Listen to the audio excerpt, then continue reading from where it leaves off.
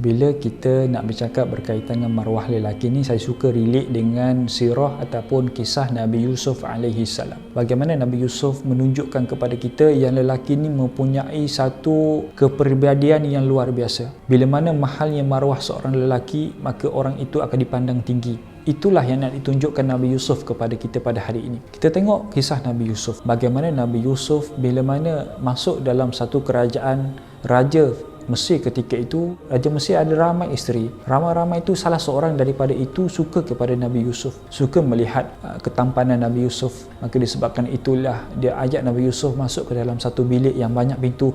Dia kuncikan semua bilik dan dia buka pakaian.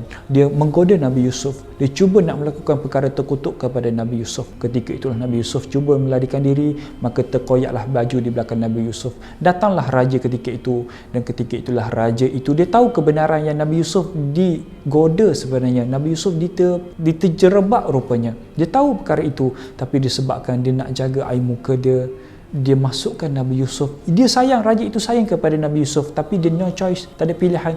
Dia penjarakan Nabi Yusuf. Apa Nabi Yusuf buat? Nabi Yusuf sanggup dipenjara daripada hidup dalam keadaan difitnah, daripada hidup dalam keadaan yang maruah yang dipijak-pijak. Nabi Yusuf tak mau. Nabi Yusuf dipenjara. Adakah Nabi Yusuf dipenjara hanya redha saja, duduk diam saja, tidur makan? Tidak. Nabi Yusuf dalam penjara, Nabi Yusuf bertemu dengan orang-orang penjara.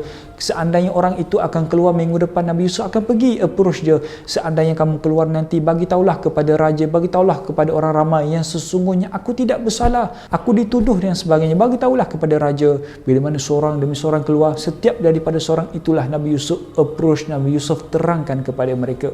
Sampai satu berita, raja itu bermimpi, maka hanya boleh menafsirkan mimpi adalah Nabi Yusuf. Maka bila mana Nabi Yusuf menafsirkan mimpi raja itu membenarkan Nabi Yusuf keluar. Apa jawapan Nabi Yusuf?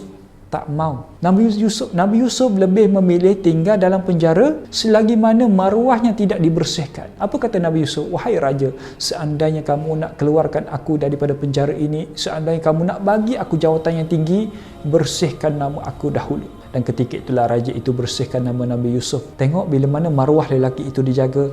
Nabi Yusuf diangkat menjadi menteri kanan raja ketika itu, iaitu menteri keuangan raja pada ketika itu. Bila mana seseorang itu menjaga betul-betul maruahnya, menjauhkan diri daripada perkara-perkara yang dimurkai oleh Allah, Allah akan angkat darjatnya, Allah akan bantu, Allah akan tolong mereka-mereka itu. Sama juga bila mana kita ditimpa satu masalah. Perkara pertama yang dilakukan oleh Nabi Yusuf adalah mengadu kepada Allah. Barulah Allah akan datangkan orang-orang yang baik kepada Nabi Yusuf. Sebab itulah bila mana Nabi Yusuf berada dalam penjara, bagaimana raja boleh tahu Nabi Yusuf pandai tafsirkan mimpi? Disebabkan orang-orang yang keluar daripada penjara yang telah pun di-approach oleh Nabi Yusuf, mereka lah bagi tahu kepada raja, wahai raja, ada seorang lelaki dalam penjara, dia mahir dalam menafsirkan mimpi. Cuba bayangkan, tidak ada usaha, tidak ada juga gunanya. Sebab itulah dalam hidup kita ada ujian, mengeluh, mengadu kepada Allah. Insya-Allah nombor 2, Allah akan lorongkan, Allah akan hantarkan orang-orang yang baik kepada kita untuk bantu masalah kita.